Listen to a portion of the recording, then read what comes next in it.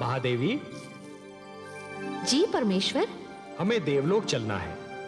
देवलोक? ये अचानक देवलोक जाने का निश्चय? आज देवलोक में देव माता अदिति का अभिनंदन है देवी, और आप तो हमारे विचारों से भलीभांति परिचित हैं। आप जानती हैं कि नारी का सम्मान हमारी दृष्टि में कितना महत्व रखता है। जानती हूँ परम श्रेष्ठ, जहाँ नारी का सम्मान होता है वहाँ आपका निवास होता है। हाँ देवी, यत्र नार्यस्तु पूज्यन्ते रमन्ते तत्र देवताः, और इसीलिए हमारा वहां उपस्थित रहना अनिवार्य है। तो फिर चलिए कमल नयन, मुझे भी ऐसे अवसर पर उपस्थित रहकर हार्दिक प्रसन्नता होती है। आइए। माता अदिति की, माता अदिति की, माता अदिति की, माता अदिति की, माता अदिति की, माता अदिति की, माता अदिति की, माता अदिति की, माता अदिति की, माता अदिति की, माता अदिति की, माता अदिति की, माता अदिति की। अभिनंदन देव माता, अभिनंदन। आप एक आदर्श माता है, आदर्श पत्नी है, आदर्श नारी है। मेरा प्रणाम स्वीकार कीजिए। मैं तो आपको और माता लक्ष्मी को देखकर धन्य हो गई त्रिलोकीनाथ। मेरे लिए तो आज का दिन मेरे जीवन का सर्वश्रेष्ठ दिन है। वो तो मेरे लिए भी है देवी। आज आपको आपके योग्य पुत्र सम्मानित कर रहे हैं, और मेरे लिए वो दिवस सृष्टि का सबसे श्रेष्ठ दिवस होता है जब संतान माता का अभिनंदन करती है। और आपने तो ऋषि कश्यप के प्रति अपने पत्नी धर्म को और अपनी संतान के प्रति अपने मातृत्व के धर्म को इतनी निष्ठा और गरिमा से निभाया है कि समस्त संसार को आपसे सीख लेनी चाहिए। देव माता तो मुझे मेरे पुत्रों ने बना दिया है, जिन्हें संसार देवता कहकर पुकारता है। परंतु सत्य इससे सर्वथा विपरीत है देवी। अर्थात? सत्य यह है कि संसार आपके पुत्रों को देवता इसलिए कहता है कि आपने उन्हें वो सारे संस्कार दिए जिन्हें पाकर ये देवता हो गए। मैंने तो उन्हें केवल माता का प्रेम दिया है सर्वेश्वर। निस्संदेह, परंतु माता का प्रेम वो विचित्र वस्तु है देवी, जो संतान को सुधार भी सकता है और संतान को बिगाड़ भी सकता है। आपने अपनी संतान को अच्छी शिक्षा दी, अच्छे आचार विचार दिए, अच्छाई और बुराई की पहचान कराई, जीवन जीने के ढंग सिखाए, उन्हें बुरी डगर पर चलने से रोका, उनकी हर भूल पर उन्हें टोका, और यही तो माता का वास्तविक प्रेम है। देवी, जिस प्रकार एक पौधे को अच्छे फलने फूलने के लिए सूर्य के प्रकाश, निर्मल जल और स्वच्छ वायु की आवश्यकता होती है, उसी प्रकार अपनी संतान को योग्य बनाने के लिए अच्छी शिक्षा, दीक्षा और मार्गदर्शन की आवश्यकता होती है। और यही तो सब आपने अपनी संतान को दिया। ये सब आप ही की कृपा है लक्ष्मी नारायण। नहीं देव माता, नहीं। जल को अपनी निर्मलता, वायु को अपनी शीतलता और पुष्प को अपनी सुगंध का ज्ञान नहीं होता। ये ज्ञान तो केवल उन्हीं को होता है जो जल को स्पर्श करते हैं, जो वायु का अनुभव करते हैं, जो पुष्प के समीप जाते हैं। हे देव माता अदिति, आप कितनी महान हैं, इसका अनुमान कदाचित आपको नहीं है, परंतु आपके पुत्रों को है, संसार को है, और मुझे है। बल्कि आपके मातृत्व को देखकर तो मुझ जैसा अजन्मा भी आपकी कोख से जन्म लेना चाहता है। हे त्रिलोकीनाथ, आपके सुंदर मुख से ये मधुर वाणी सुनकर मेरे हृदय की जो दशा है उसका वर्णन करने के लिए मेरे पास शब्द ही नहीं है। मेरा मन प्रसन्नता से फूला नहीं समा रहा। आपकी माता कहलाने से बड़ी उपलब्धि और क्या हो सकती है। जिसे ये स्थान मिल जाए त्रिलोक में, उसकी तुलना कोई नहीं कर सकता। तब हे देव माता अदिति, मैं आपको यह वचन देता हूं कि आपका पुत्र कहलाने का सौभाग्य अवश्य प्राप्त करूंगा। मैं धन्य हो गई त्रिलोकीनाथ। मैं उस दिन की प्रतीक्षा करूंगी। जाने की अनुमति दीजिए।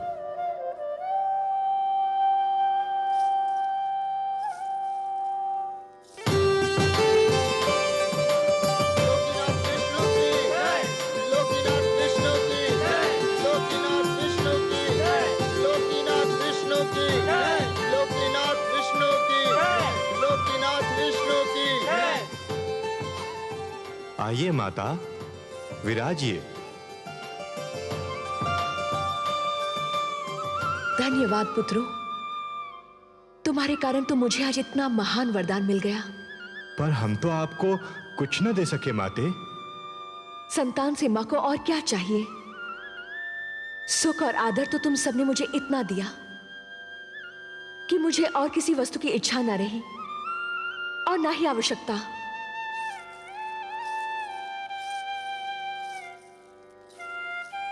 हम चाहते हैं कि हम आपकी और सेवा करें माते। हम चाहते हैं कि आप अब यहीं रहे देवलोक में। हाँ माते, अब आप यहीं रह जाइए। पुत्रों, नारी का देवलोक वही होता है जहां उसका पति निवास करता है, और मेरा देवलोक मेरी धरती है जहां मेरे पति और तुम्हारे पिता प्रतीक्षा कर रहे हैं। तुम सब तो हर पल मेरे साथ हो, क्योंकि मेरे मन में हो।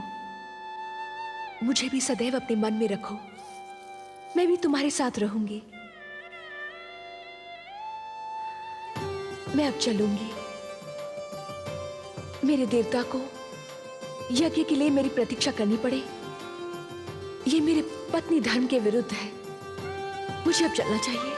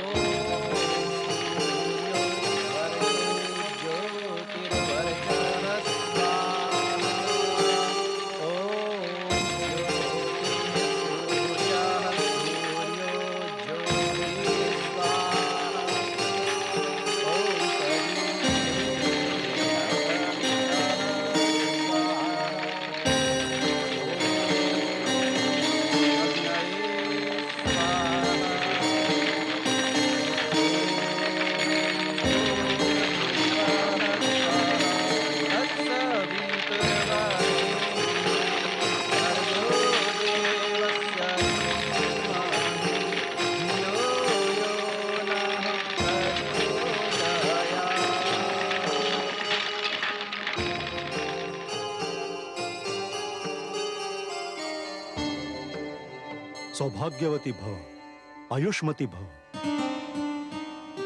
देवी, मैं भगवान विष्णु से प्रार्थना करता हूं कि वो आपकी समस्त इच्छाएं पूरी करें। स्वामी, जिस नारी का पति भी देवता हो और संतान भी देवता मानी जाती हो, उसके मन की और क्या इच्छा हो सकती है? मेरे मन की बस एक ही इच्छा है कि हमारे परिवार पर भगवान विष्णु की कृपा सदा यूं ही बनी रहे।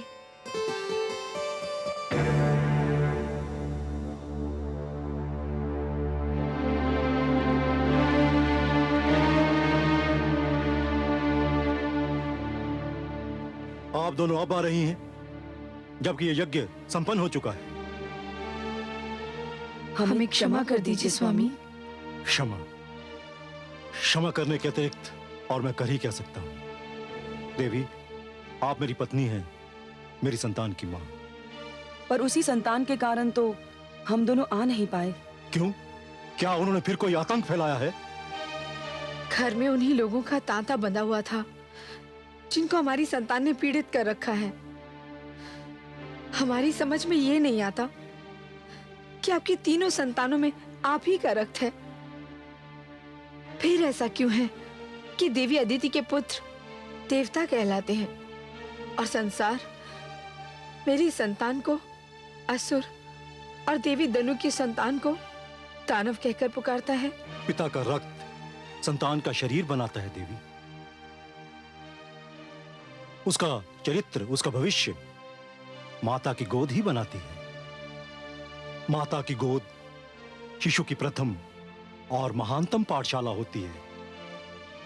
संस्कारों की नींव माता की गोद में ही पड़ती है और उसी पर चरित्र का महान भवन खड़ा होता है। शिशु अपनी माता की उंगली थामकर पहला पग उठाता है और यही पहला पग उसका भविष्य निर्धारित करता है।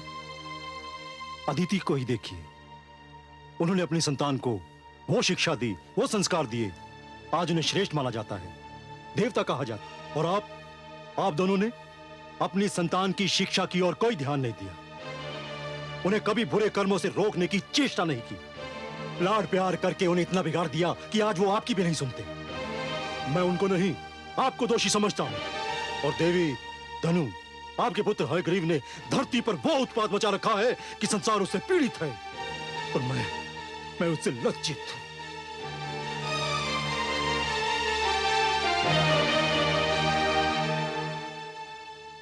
स्वामी,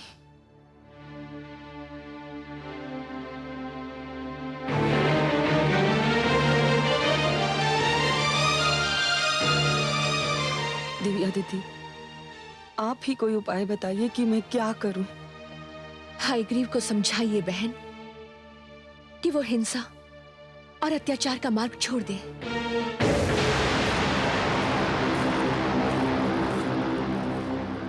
नहीं होने दूंगा मैं मानव कल्याण। नहीं पुत्र हयग्रीव, नहीं, मेरी बात सुन। नहीं मां, हमें देवताओं से ज्ञान नहीं मिलेगा, न्याय नहीं मिलेगा, उस समय तक नहीं मिलेगा जब तक हम स्वयं आगे बढ़कर उनसे ज्ञान और न्याय छीन न लें। भगवान विष्णु मानव को ज्ञान देकर हमसे अधिक शक्तिशाली बनाना चाहते हैं। मैं हयग्रीव उस ज्ञान का अपहरण करूंगा, उसे बंदी बनाकर रखूंगा। ज्ञान का यह प्रकाश मानव समाज तक कदापि नहीं पहुंचने दूंगा।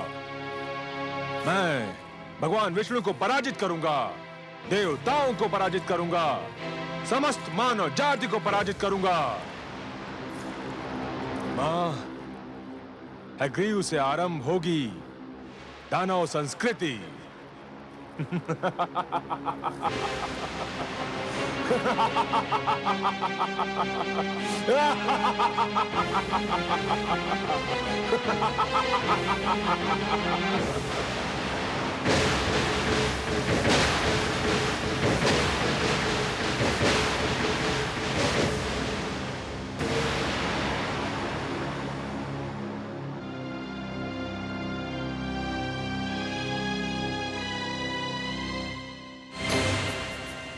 ऋग्वेद,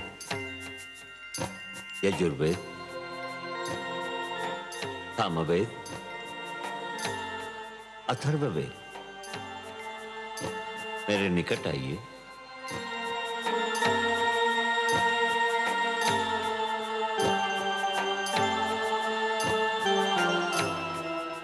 हे ब्रह्मा, आप हमें मानव लोक कब ले चलेंगे? हे ज्ञानकोश, अभी उसका उचित समय नहीं आया है। आपको मानव तक पहुंचाने से पहले मुझे कुछ और आवश्यक कार्य करने हैं।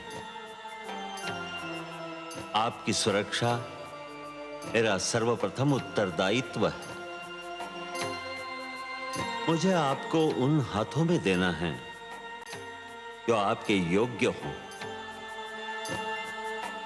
मैं भगवान शिव से परामर्श करने जा रहा हूं। मेरे लौटने तक आप यहीं रहिए। जब तक मैं ना आऊं तब तक इस क्षेत्र से बाहर पग न धरें। मैं शीघ्र ही लौट आऊंगा। हे ब्रह्मा, हम आपके आदेश का पालन करेंगे।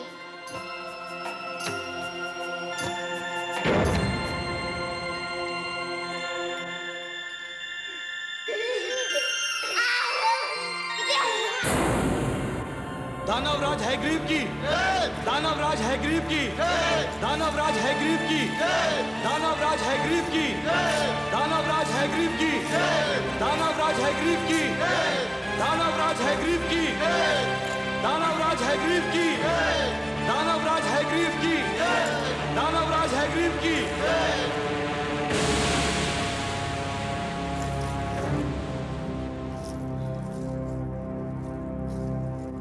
आज तुम्हें सुनाने के लिए कोई शुभ समाचार नहीं है मेरे पास।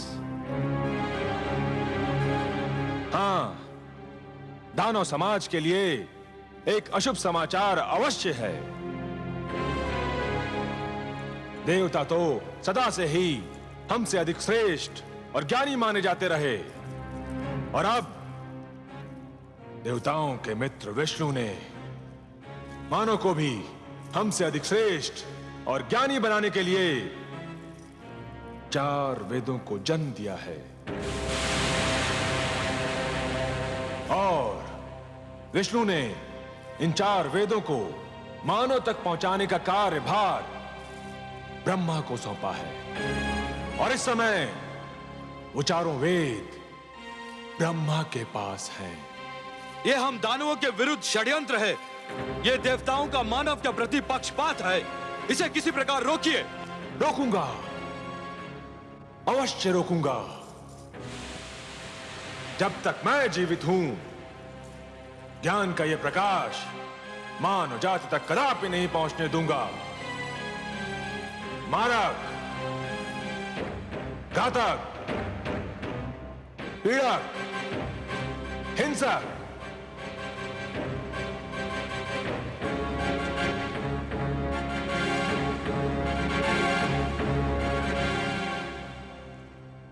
तुम चारों को अपनी शक्ति पर बड़ा गर्व है ना? आज तुम सबकी शक्ति की परीक्षा है। जाओ और ब्रह्मलोक से उन 4 बालकों को पकड़कर हमारी सभा में ले आओ। जाओ। जो आज्ञा दानवराज, आपके आदेश का पालन होगा।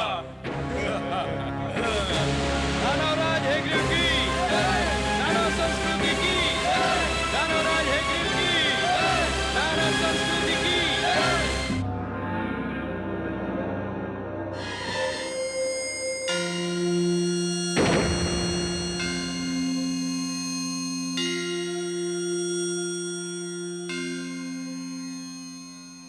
प्रणाम आदि प्रजापति ब्रह्मदेव।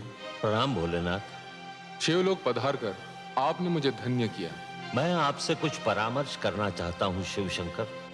आपको सहयोग देकर मुझे प्रसन्नता होगी। हे महेश, भगवान विष्णु ने 4 बालकों के रूप में अपनी वाणी मुझे सौंपी है और आदेश दिया है कि मैं इसे मानव तक पहुंचा दूं। ये तो आपके लिए कोई कठिन कार्य नहीं है। कठिन कार्य तो नहीं है, पर एक दुविधा ने मुझे आ घेरा है।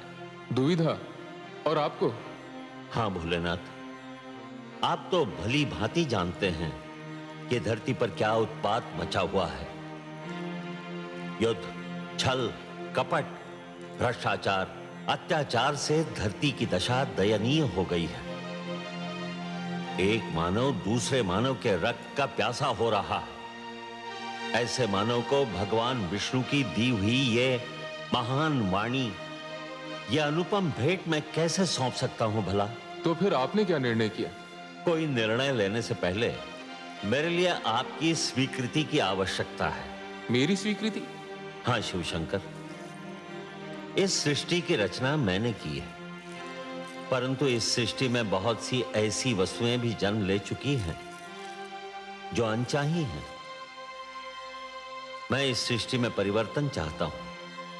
भगवान विष्णु के आप्त वचन को मानव तक पहुंचाने से पहले मैं चाहता हूं कि धरती से कुरूपता, पाप, अन्याय तथा अवगुण का विनाश हो जाए। और हे महेश, यह कार्य तो केवल आप ही कर सकते हैं। हे आदि प्रजापति, इस धरती पर रूप और कुरूपता, न्याय और अन्याय तथा गुण और अवगुण एक दूसरे में इस प्रकार समाये हुए हैं, यदि एक को मिटाया जाए तो दूसरे का भी कुछ अंश मिट सकता है। पुण्य और पाप एक दूसरे में इस प्रकार उलझ गए हैं यदि एक पर चोट की जाए तो दूसरे को भी हानि पहुंच सकती है। यह क्षेत्र आपका है भोलेनाथ, कोई और इस कार्य में हस्तक्षेप कर ही नहीं सकता। यह निर्णय केवल आप ही कर सकते हैं कि किसको नष्ट किया जाए और किसकी सुरक्षा की जाए। आप जो निर्णय करेंगे वही उचित होगा, परंतु निर्णय तो आपको करना ही होगा। मुझे सोचने का अवसर दीजिए प्रभु।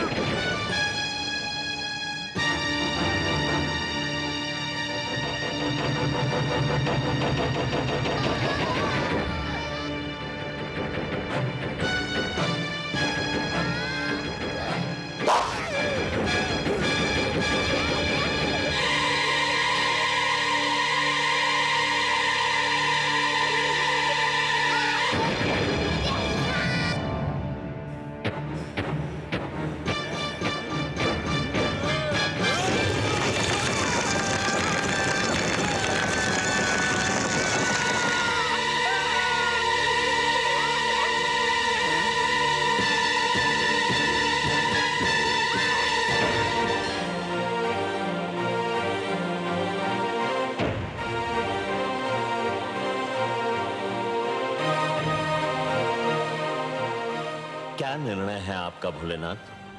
हे ब्रह्मदेव, मैं इस निष्कर्ष पर पहुंचा हूं कि सृष्टि को पूर्णतया नष्ट करना उचित नहीं होगा। धरती को बने अभी अधिक समय नहीं बीता है। मेरे विचार में नष्ट करने के स्थान पर धरती को स्वच्छ किया जाना चाहिए। जल स्वच्छ करने का कार्य करता है। जिस प्रकार मनुष्य जल में स्नान करके अपने शरीर पर जमे मैल को दूर कर देता है, ठीक उसी प्रकार यदि धरती जल में डूबकर उभरे तो उसकी समस्त बुराइयां धुल जाएंगी जो आपको अनचाही लग रही हैं। परंतु धरती तो जल में डूबकर उभर आएगी, पर उस पर बसी मानव जाति का क्या होगा? मैं नए मानव को जन्म दूंगा। उसमें भी एक कठिनाई है। क्या कठिनाई है भोलेनाथ? आपके पुत्र मनु मानव सुरक्षा के लिए तप कर रहे हैं। वे मानव जाति का विनाश होने नहीं देंगे। तप करना उसके अधिकार में है। किंतु सृष्टि के विनाश को रोकना उसके अधिकार में नहीं है। मनु को उसका कर्म करने दीजिए। भगवान विष्णु की स्तुति कर रहा है वो। उसका और उसके तप का परिणाम भगवान विष्णु की इच्छा पर छोड़ दीजिए। मैंने आपसे जो निवेदन किया है, मुझे उसका उत्तर चाहिए भोलेनाथ। उत्तर? उसका तो केवल एक ही उत्तर है। धरती पर जल प्लावन होगा। हे शिव, मैं आपको प्रणाम करता हूं।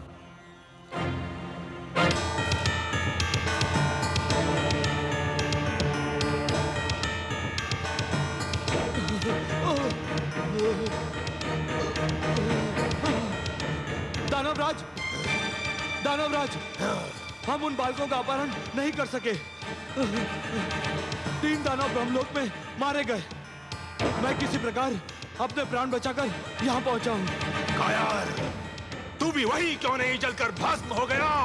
मैं भी मर जाता तो ये सूचना आपको कौन देता दानवराज? सूचना समाप्त हो चुकी ना? तो फिर अब तेरा कार्य भी समाप्त हो गया। अब तुझे जीवित रहने की कोई आवश्यकता नहीं।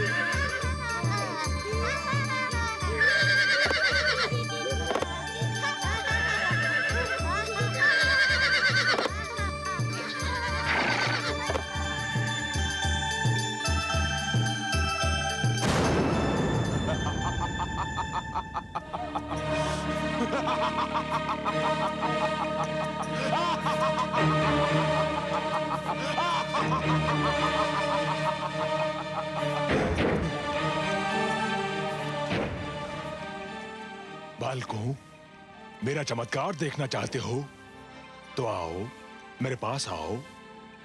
हम यहाँ से बाहर नहीं जा सकते। क्यों? क्यों नहीं आ सकते? भगवान ब्रह्मदेव का आदेश है कि हम इस क्षेत्र से बाहर पग भी न धरे। अरे वो तो महाकपटी है, तुमसे छल कर रहा है। ब्रह्मा जैसे महान देवता के लिए ऐसे शब्द मुख से निकालते हुए तुम्हें लज्जा नहीं आती? लज्जा?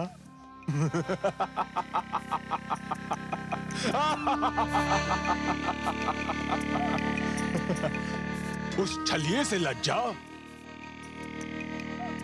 जानते हो वो कहाँ गया है?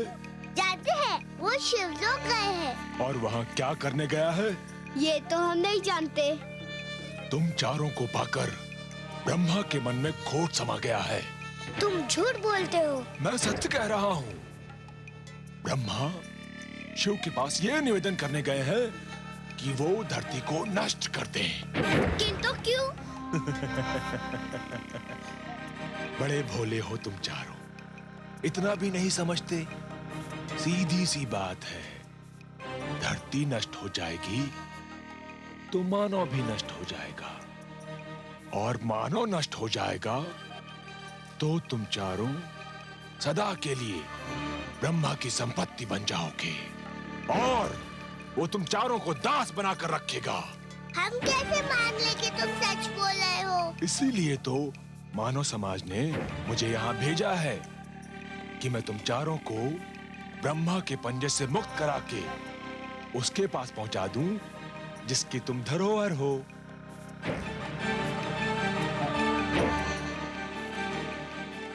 सोच क्या रहे हो? यदि ब्रह्मा आ गया तो कभी मुक्त नहीं हो पाओगे।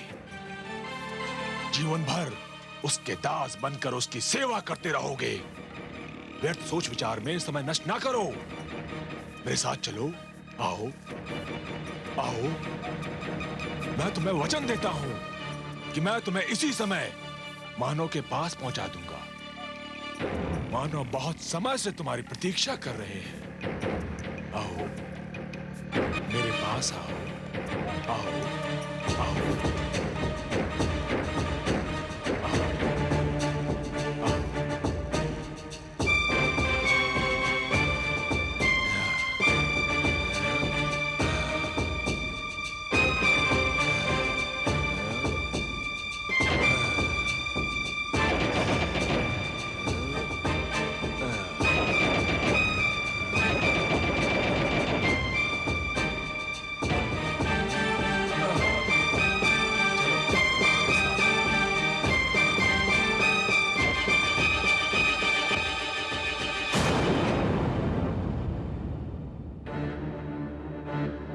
ऋग्वेद, यजुर्वेद, सामवेद, अथर्ववेद, कहाँ हो तुम? कहाँ हो? सामवेद, अथर्ववेद, ऋग्वेद, यजुर्वेद, कहाँ गए तुम लोग?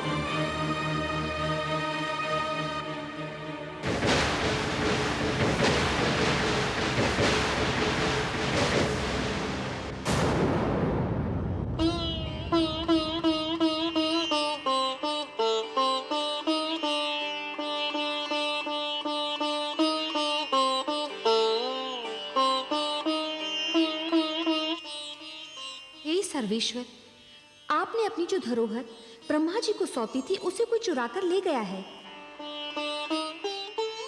देख रहा हूं देवी। किंतु आप तो योग निद्रा में थे। आपने ध्यानस्थ था देवी। निद्रा और ध्यान में बस थोड़ा सा ही तो अंतर होता है। निद्रा में शरीर के साथ साथ मस्तिष्क भी सो जाता है, और ध्यान में मस्तिष्क सचेत और पूर्ण रूप से जागा हुआ होता है। हे सर्वेश्वर, फिर आप शांत क्यों हैं? शांत इसलिए हूं कि मैं देखना चाहता हूं कि हयग्रीव मेरे आप्त वचन को कहां ले जा रहा है। जब तक पूरी घटना को देख न लिया जाए, समझ न लिया जाए, उसके परिणामों का अनुमान न लगा लिया जाए, तब तक कोई भी पग उठाना उचित नहीं होगा। शीघ्रता मानव की प्रवृत्ति है।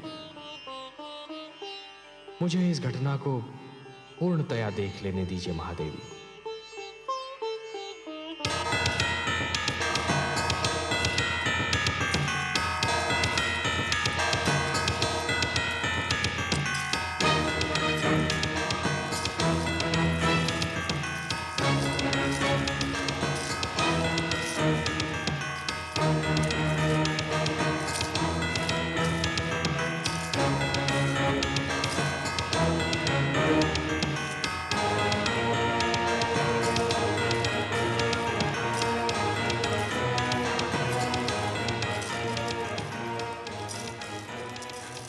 तुम कौन हो और हमें कहाँ ले आए हो? मैं हयग्रीव दानव हूँ, और ये मेरा भवन है, और तुम चारों अब सदैव यहीं रहोगे। तुम कपटी हो। तुमने हमारे साथ छल किया। तुम्हें अपने अधिकार में लेने के लिए मैं कुछ भी कर सकता था, पर भगवान ने हमें मानव के लिए बनाया है। हम मानव कल्याण के लिए रचे गए हैं। हमें मानव के पास जाना है। अब तुम कहीं नहीं जाओगे। बड़ी कठिनाई से तुम्हें प्राप्त किया है। अब देखता हूं मानव हमसे अधिक शक्तिशाली कैसे बनता है। तुमने हमें मुक्त नहीं किया तो भगवान विष्णु तुम्हारा सर्वनाश कर देंगे।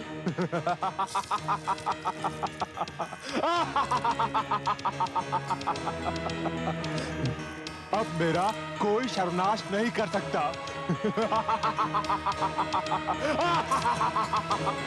और यदि तुम में से किसी ने भी यहां से भागने का प्रयत्न किया तो तुम सबको नष्ट कर दूंगा।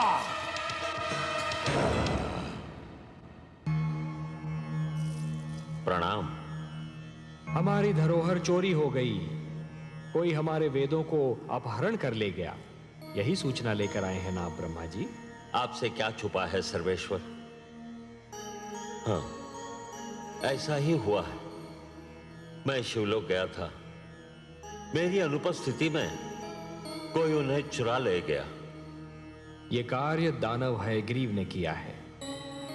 जब से देवताओं ने दानवों और असुरों पर श्रेष्ठता प्राप्त की है, तभी से वो दुष्ट द्वेष की अग्नि में जल रहे थे। अब जब उन्हें यह ज्ञात हुआ कि वेदों के कारण मानव भी उनसे श्रेष्ठ हो जाएगा, तो वो सहन नहीं कर सके। मैं हयग्रीव को ऐसा कड़ा दंड दूंगा कि वो जीवन भर भूल नहीं पाएगा।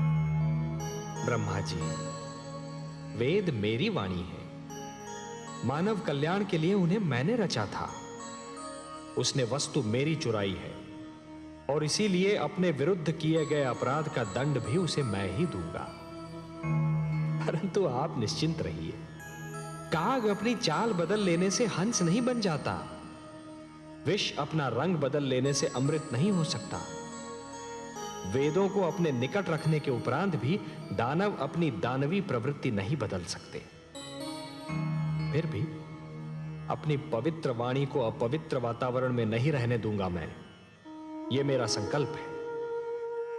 जो संस्कारहीन है वो ज्ञान तक पहुंचकर भी अज्ञान के अंधकार से बाहर नहीं निकल सकते। हे जनार्दन, एक और विचार भी मुझे व्याकुल कर रहा है। मेरे अनुरोध पर भगवान शिव ने पृथ्वी को जलमग्न करने का निर्णय लिया है। दूसरी ओर मनु ने सृष्टि की सुरक्षा के लिए आमरण व्रत रख लिया है। धरती के जलमग्न होने में अधिक विलंब नहीं है। आपके पुत्र मनु की इच्छा और हमारा उद्देश्य एक ही है। उसकी इच्छा है मानव कल्याण और वही हमारा भी उद्देश्य है। अब महादेव के निर्णय और हमारे उद्देश्य की पूर्ति के बीच क्या होना है, यह आप हम पर छोड़ दीजिए। आप चिंता मुक्त होकर जाइए ब्रह्मलोक। हे नारायण, सृष्टि के कल्याण के लिए आप जो भी करेंगे, सृष्टि का कल्याण उसी में है। प्रणाम।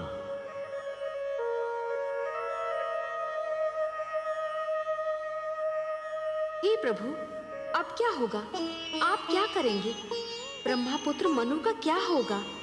दानव हयग्रीव आपके ज्ञान को नष्ट करने पर तुला हुआ है और भगवान शिव ने पृथ्वी को जलमग्न करने का निर्णय ले लिया है। अब वही होगा देवी जो मेरा वचन है। मैं वचनबद्ध हूं कि जब भी कोई शक्ति मानवता के लिए संकट बनेगी तो मैं उसे अवश्य रोकूंगा। जिस प्रकार सूर्य अपना तेज बांटना नहीं छोड़ सकता, जिस प्रकार एक दीपक अपना प्रकाश फैलाना नहीं छोड़ सकता, उसी प्रकार मैं भी अपने वचन से मुख नहीं मोड़ सकता देवी। अब मेरे प्रथम अवतार का समय आ गया है देवी। मत्स्य अवतार। परित्राणाय साधूनां विनाशाय च दुष्कृतां धर्म संस्थापनार्थाय संभवामि युगे युगे।